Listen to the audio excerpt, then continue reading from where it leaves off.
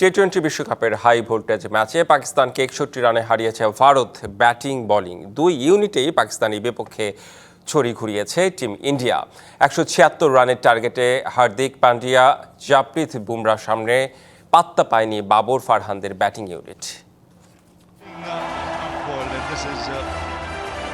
ভারত পাকিস্তান ম্যাচে টস জিতে বোলিং নিয়ে যেন এক কদম এগিয়ে গিয়েছিল পাকিস্তান। প্রথম ওভারে অভিষেক শর্মাকে হারানোর পর লম্বা একটা সময় পর্যন্ত ভারতের হাতে খেলা থাকলেও সাইম আইয়ুব একাই ঘুরিয়ে দেন খেলার মোড়। ঈশান কিষান, তিলক ভার্মা, হার্দিক পান্ডিয়া তিন মারকুটে ব্যাটারকে ফিরিয়ে খেলা ঘুরিয়ে দেন সাইম।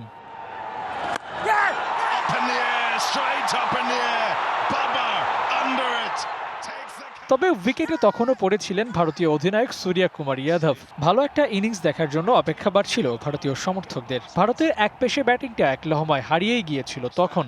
সাইম আইয়ুব ঝড়ে দিশেহারা ভারত একটু একটু করে ইনিংস বিল্ড আপের চেষ্টায়। পাকিস্তানকে আটকাতে হলে 180 রানের স্কোর তো লাগবেই, সেই লক্ষ্যেই ব্যাট চালিয়েছিলেন সূর্য। কিন্তু ভারতের ইনিংস থামে 175 রানে।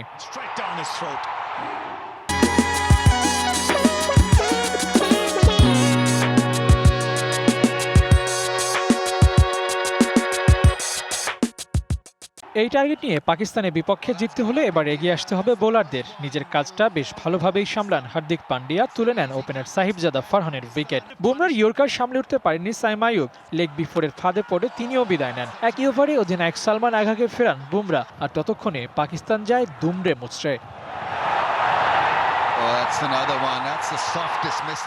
আলোচিত এই ম্যাচের স্ক্রিপ্ট অতটাও নাটকীয় হয়নি। ভারতের বোলারদের সামনে অনেকটা খাবিয়ে খেয়েছে পাক ব্যাটাররা। দলের সেরা ব্যাটারদের একজন বাবর আজমও হাত খুলে খেলতে পারেননি। এমন ম্যাচে তারই যখন হাল ধরার কথা, তখন তিনি ফিরলেন 7 বলে মাত্র 5 রান করে, যেন ফুটিয়ে তুললেন গোটা পাকিস্তানের ব্যাটিং লাইন আপ। ভারত যে বিশ্ব চ্যাম্পিয়ন তা ম্যাচের ফল আরও একবার সাক্ষী দেয়। 61 রানের এই জয় ভারতকে শুধু জয়ের আনন্দ দিয়েছে এমনটাই নয়, মাঠের বাইরের নানান আলোচনায়ও পাকিস্তানের মুখ বন্ধ করে দিয়েছে এবার। Abu Naim, DBC news.